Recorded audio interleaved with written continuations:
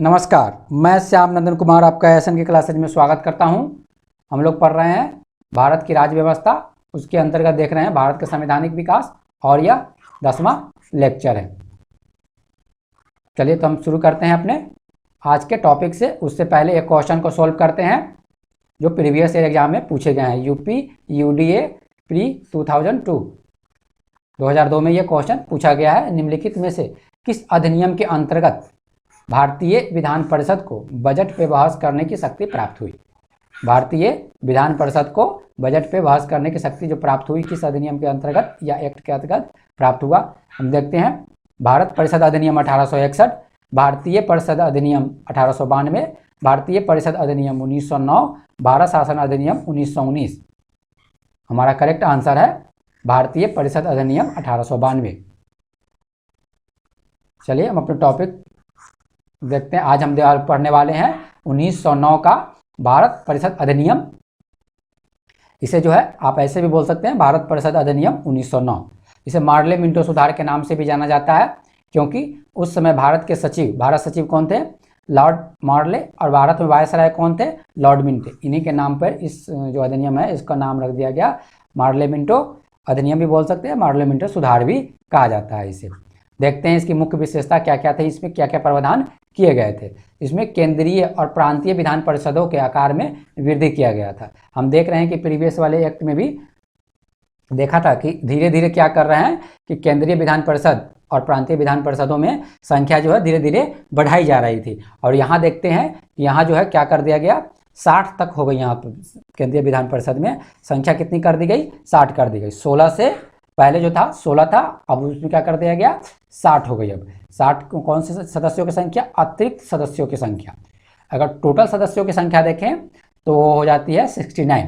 अब इसको थोड़ा समझने की कोशिश करते हैं। वायसराय प्लस 8 उनकी ये जो मेंबर थे ये कार्यकारिणी परिषद कहलाते थे। ठीक, कार्यकारिणी परिषद के मेंबर कहे जाते थे। ठीक, लेकिन 60 जो यहाँ देखते हैं हम 60 ये अतिरिक्त सदस्यों को की बातें कर रहा है यहाँ पे।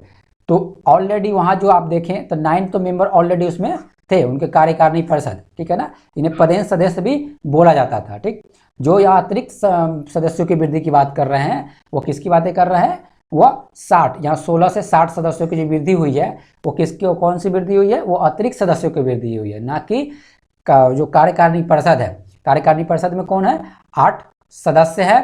ठीक, प्लस 1 वायसराय है। ठीक है ना, तो 9 जो सदस्य हैं उसमें वृद्धि नहीं हुई है, बल्कि वृद्धि किस में हुई है? अतिरिक्त सदस्यों में। अर्थात आप बोले कि केंद्रीय विधान परिषद में, ठीक है ना, केंद्रीय विधान परिषद में 16 से जो संख्या है वो 60 हो गई है। अगर टोटल बात करें, टोटल देखा जाए उनकी कार्यकारिणी परिषद वायसराय 8 उनके सदस्य जो कार्यकारिणी परिषद के सदस्य थे प्लस 60, तो टोटल हो जाएंगे 69। अब पर्टिकुलरली हम सिर्फ कार्यकारिणी परिषद की बात करें तो उनमें हो जाएंगे 9 कौन से? एक वायसराय और प्लस 8 जो है उनके परिषद के मेंबर। चलिए तो हम देखते हैं नेक्स्ट। जो केंद्रीय विधान परिषद में हमने देखा कि संख्या जो क्या है 16 से 60 हो गई। इसमें जो बहुमत जो रखा गया वो बहुमत किसका रखा गया? सरकारी बहुमत रखा गया। अर्थात इसमें जो है ना तो सरकारी बहुमत अधिक होंगे गैर सरकारी की अपेक्षा। अर्थात आप कह सकते हैं कि अतिरिक्त सदस्यों का जो भी संख्या जो भी बढ़ेंगे उसमें जो होंगे सरकारी सदस्य अधिक होंगे, गैर सरकारी सदस्य कम होंगे। लेकिन वही उसके विपरीत हम देखते हैं कि इसमें यह प्रावधान किया गया कि प्रांतीय विधान परिषद में, अब हम प्रांतीय विधान परिषद में देखते हैं कि संख्या एक समान नहीं थी। हमने क्या देखा कि केंद्रीय विधान परिषद में संख्या क्या कर दी गई? 16 से 60 कर दी गई। ये तो फिक्स है आपका कि 16 से 60 हो गई। लेकिन प्रांतीय विधान परिषद में ये संख्या भिन्न भिन्न थी, किसी में कुछ हो सकते हैं, कोई एक संख्या फिक्स नहीं थी।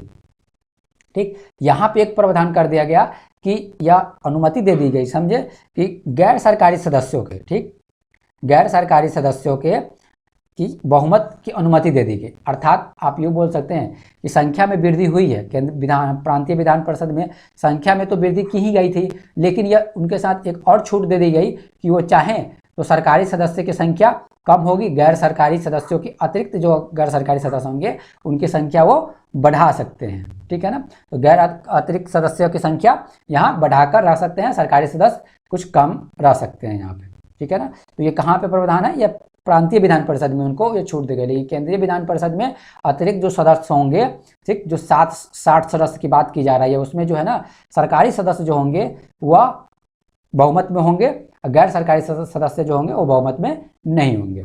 चलिए नेक्स्ट हम देखते हैं दूसरा जो मुख्य प्रावधान देखते हैं, दोनों स्तरों पे अर्थात विधान परिषदों पे, दोनों स्तरों पे अर्थात देखिए केंद्रीय विधान परिषदों में और जो है प्रांतीय विधान परिषदों में क्या किया गया, उनके कार्यों का दायरा बढ़ा दिया गया। हम धीरे धीरे देख रहे हैं कि प्रीवियस एक्ट से देख रहे हैं कि धीरे धीरे जो प्रांतीय विधान परिषद है और केंद्रीय विधान परिषद में संख्या भी बढ़ रही है और प्लस उनके कार्य में जो है ना कार्य की शक्ति भी बढ़ाई जा रही है। अब यहाँ हम देखते हैं कि इस एक्ट में क्या क्या चीज़ उनको क्या क्या शक्तियाँ दी गई। तो सार्वजनिक हितों के लिए, ठीक है ना, विषयों को प्रस्ताव पेश करने, अनुपूरक प्रश्न पूछने या पूरक प्रश्न पूछने। इससे पहले हमने देखा था कि प्रश्न तो पूछ सकते थे लेकिन वह इससे पहले वाले एक्ट में पूछ सकते थे लेकिन वह जो अनुपूरक प्रश्न नहीं पूछ सकते थे, मत देने का अधिकार भी नहीं मिला था उन्हें। लेकिन इस एक्ट में देख रहे हैं कि वह सार्वजनिक हित के विषय पर प्रस्ताव पेश कर सकते हैं, पूरक प्रश्न भी पूछ सकते हैं और मत देने का अधिकार भी उनको मिल गया है। तो हम देख रहे हैं कि धीरे धीरे कहीं ना कहीं पावर जो है केंद्रीय विधान परिषद या विधान परिषद के सदस्यों को जो है बढ़ाया जा रहा है। ठीक, तीसरा जो काफ़ी इंपॉर्टेंट है, काफ़ी बार एग्जाम में पूछा जाता है, मुस्लिमों के लिए पृथक सांप्रदायिक प्रतिनिधित्व या निर्वाचन का प्रावधान किया गया। इसमें क्या किया गया कि सांप्रदायिक प्रतिनिधित्व का जो है ना प्रावधान किया गया। इसके अंतर्गत होगा क्या कि मुस्लिम सदस्यों का चुनाव, जो चुनाव होंगे, चुनाव में जो कैंडिडेट खड़े होंगे ना, ठीक, तो यहाँ पे क्या कर दिया गया, कुछ फिक्स सीट जो कर दिया गया वो मुस्लिमों के लिए कर दिया गया। ठीक, कुछ जो है ना फिक्स सीट जो किया गया किसके लिए किया गया, मुस्लिमों के लिए कर दिया गया। तो सदस्य जो खड़े होंगे, जो चुनाव में जो खड़े होंगे, ठीक है ना, वो सदस्य भी मुस्लिम होंगे और मतदान करने वाले जो मतदाता होंगे वो भी मुस्लिम होंगे। ठीक है ना, आप कहीं ना कहीं देख रहे हैं। तो इसमें एक सेपरेट रिजर्वेशन की बात कर दिया गया है कि ठीक, रिजर्वेशन नहीं बोलेंगे इसको, एक सांप्रदायिक प्रतिनिधित्व की बात कर दी गई इसमें कि मुस्लिम कैंडिडेट खड़ा होगा और मुस्लिम कैंडिडेट को चुनने के लिए सिर्फ और सिर्फ मुस्लिम मतदाता ही भाग लेंगे और मुस्लिम मतदाता ही वोट करेंगे। ठीक है ना, और इसके जनक किसको माना जाता है, सांप्रदायिक निर्वाचन के जनक माना जाता है लॉर्ड मिंटो को, जो माना जाता है। क्वेश्चन आपसे पूछा जाता है कि सांप्रदायिक निर्वाचन के जनक किसको कहा जाता है, तो कहा जाता है लॉर्ड मिंटो को कहा जाता है। काफ़ी इंपॉर्टेंट है कि मुस्लिम के लिए पृथक सांप्रदायिक प्रतिनिधित्व या निर्वाचन का प्रावधान कब किया गया था, तो वह था 1909 का भारत परिषद अधिनियम। चलिए चौथा फीचर देखते हैं हम उसके, जो काफ़ी इंपॉर्टेंट है। पहली बार भारतीयों को भारत सचिव एवं वायसराय की कार्यकारिणी परिषदों में नियुक्ति की गई या शामिल किया गया। इससे पहले हमने देख रहे हैं कि जितना भी सदस्य शामिल हुए हैं भारतीय, वह क्या हुए हैं, परिषद में हुआ है, ना कि उनके कार्यकारिणी परिषद में शामिल हुए थे। ठीक, तो पहली बार क्या किया गया भारतीयों को, ठीक है ना, हमने देखा कि वहाँ 9 मेंबर थे। ठीक, उनके कार्यकारिणी परिषद में देखा जाए तो वायसराय प्लस 8 मेंबर, ठीक, हमने देखा वहाँ पे। ठीक, लेकिन इनमें कोई भी भारतीय नहीं था। लेकिन इसमें एक प्रावधान कर दिया गया कि इसमें ऐसा किया गया कि भारतीयों को जो है अब कार्यकारिणी परिषद में शामिल किया जाएगा। यहाँ जो हम बात कर रहे हैं अतिरिक्त सदस्यों की बात नहीं कर रहे हैं, इनमें तो भारतीय शामिल थे ही। ठीक, लेकिन उनके कार्यकारिणी परिषद में जो है पहली बार इस एक्ट में प्रावधान किया गया 1909 के एक्ट में। ठीक, इसमें कार्यकारिणी परिषदों में भारतीयों को शामिल करने के लिए। और देखते हैं कि यहाँ 2 जगह जो है ना भारतीयों को शामिल किया गया, एक तो भारत सचिव की कार्यकारिणी परिषद और वायसराय की कार्यकारिणी परिषद। हमने देखा कि दोनों के कार्यकारिणी परिषद अलग है। ठीक है ना, वायसराय की कार्यकारिणी परिषद जो इंडिया में रहते हैं, ठीक, अब भारत सचिव कार्यकारिणी परिषद जो ब्रिटेन में रहा करते थे, उनकी भी भारत सचिव जो होते थे वो ब्रिटेन में रहा करते थे और उनकी भी एक क्या थी, एक परिषद थी। ठीक है ना, कार्यकारिणी परिषद थी। तो इनमें भी शामिल किया गया भारतीयों को, और वायसराय की कार्यकारिणी परिषद थी तो इसमें भी भारतीयों को शामिल किया गया। तो हम देखते हैं कि भारत सचिव की कार्यकारिणी परिषद में 2 भारतीयों को शामिल किया गया। पहले थे केसी गुप्ता। ठीक, पहले नंबर पूछा जा सकता है कि पहली बार भारत सचिव की कार्यकारिणी परिषद में भारतीयों को जो शामिल किया गया उनका नाम क्या है, तो पहले थे केसी गुप्ता और दूसरा जो था सैयद हुसैन बिलग्रामी। इन दोनों को जो है ना पहली बार भारत सचिव की कार्यकारिणी परिषद में शामिल किया गया।